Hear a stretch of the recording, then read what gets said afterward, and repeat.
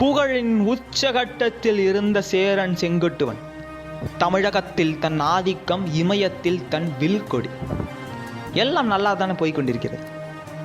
சேரன் செங்குட்டுவனும் இங்கு திரும்பி வந்து நிலையான ஒரு ஆட்சியை நடத்தி வந்தார்.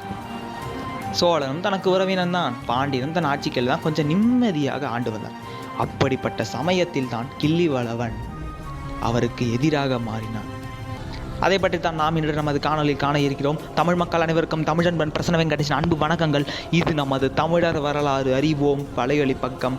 தமிழ் காத்த செங்குட்டுவன் பகுதி 4 இறுதி பகுதி. இதுவரையில் இந்த மாதிரியான ஒரு தகவல் எங்குமே குறிப்பிடப்படவில்லை. ஏன் இதை வரலாற்று ஆசிரியர்கள் கவனிக்கவில்லை என்றும் எனக்கு தெரியவில்லை. கிள்ளிவளவனை பல்வேறு பாடல்கள் புகழ்ந்து உரைக்கின்றன. கிள்ளிவளவனை பற்றி நாம் வேறொரு காணொலி தொகுப்பில் காண்போம்.